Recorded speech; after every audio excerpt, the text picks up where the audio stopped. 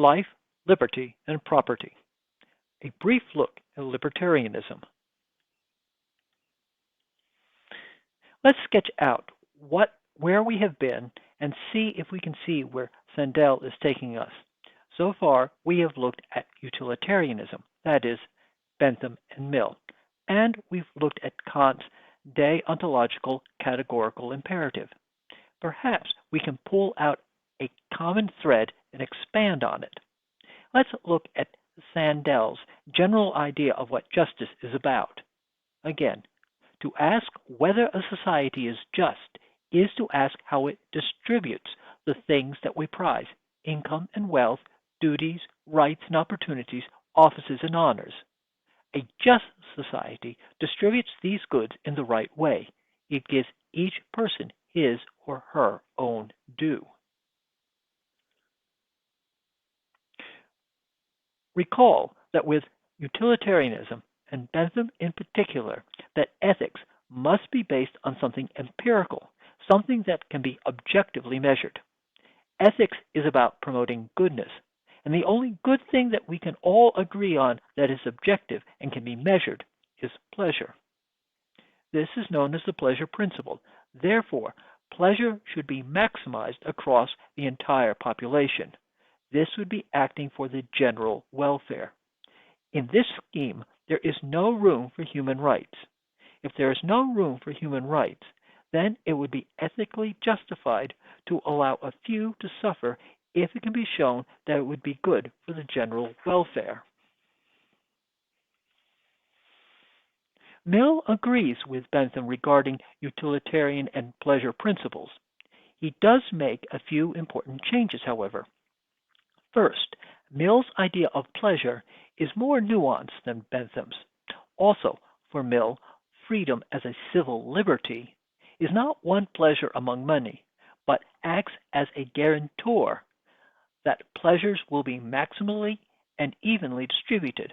Finally, Mill replaces Bentham's dictum to act so to produce the greatest good for the greatest number, but to follow a rule which will most likely produce the greatest good for the greatest number. However, liberty is not itself a utilitarian concept, even within Mill's framework. As Sandel showed, it is possible to imagine a society very much like Mill's, but without anything like civil liberties. Also, what Mill gains in avoiding a swine ethic by placing pleasures in a hierarchy, he loses in terms of the objectivity that we see in Bentham. With Kant, we move from moral objectivity as empirical to moral objectivity as rational. Thus, the moral law, which is universal, and the good will, which is the only thing that can be seen as good in itself.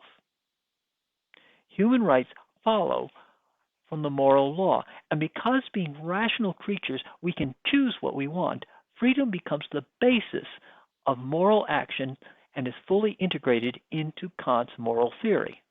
On the other hand, not all moral choices have one and only one possible outcome. Some things we simply have to choose because reason alone is not sufficient. As we've seen in the axe murder scenario, Kant's ethics starts to break down when just a few people choose not to follow the moral law. Intuitively, we maintain that consequences count for something. It all begins with John Locke. Locke was exceptionally influential, both in England and in colonial America. Coming on the heels of a series of religious struggles, the most recent being between the Puritans and the established Church of England, Locke was concerned with religious and social tolerance and to establish a middle way between faith and reason. To that end, Locke argued that there are certain rights that are both divinely granted to all and are self-evident. Being self-evident has a technical meaning in Locke, namely that self-evident truths are those that are immediately present to us. The truths that Locke had in mind here are life, liberty, and property. These things, said Locke, are known to be rights for all persons as soon as we encounter any person. While Locke inspired libertarians, he was not one himself. Claims of inalienable rights cannot be established by religious authority, nor, as Bentham pointed out, are they as self-evident as Locke claimed. What comes next is how libertarians attempt to establish natural rights and essentially flip life, liberty, and property to property, liberty, and life.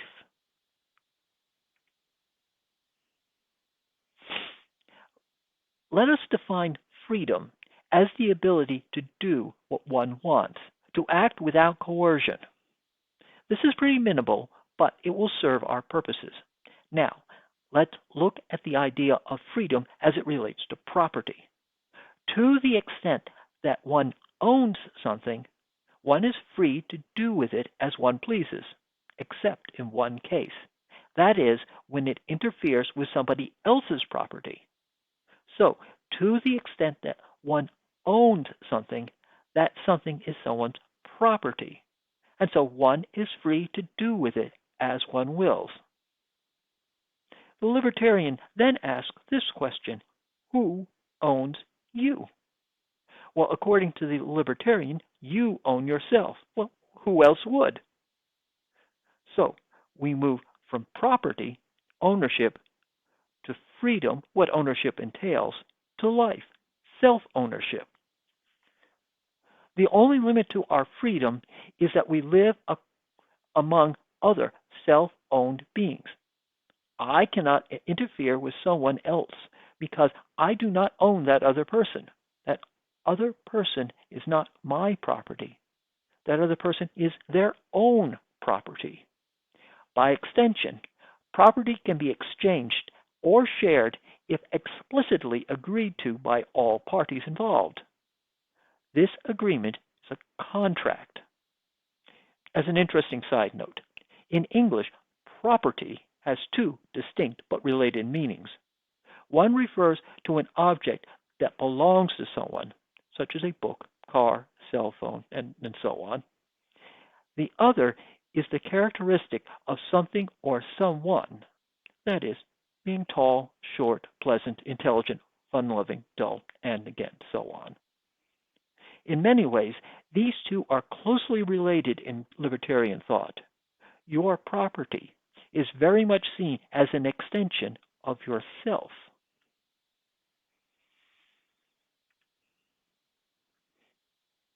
To summarize, people are free to do as they please with what is their own, provided that it does not impinge on what others own.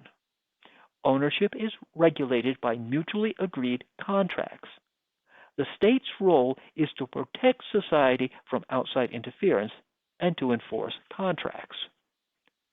A just society is one where everyone is able to distribute goods under mutually agreed terms. So, if people are free to the extent that they do what they please with what is their own, including their own selves, what function does the larger society have? Basically, society, or the state, has three roles: to protect itself from outside interference, to enforce contracts, and to facilitate the exchange of ownership between willing parties. For instance, a military dedicated to the protection of the populace would be permitted because one has a right to defend one's own. Stock exchanges can be regulated to assure a level trading field, and so on. What a libertarian would object to is any attempt by the state to distribute wealth or honors or anything else that is cherished by its members. We are responsible for these ourselves, and on our own or by mutually agreed terms by everyone involved. What we value is distributed among free individuals. The role of the state is to lay down the rules that make exchange, distribution, and opportunities accessible to those goods in an open and equal fashion.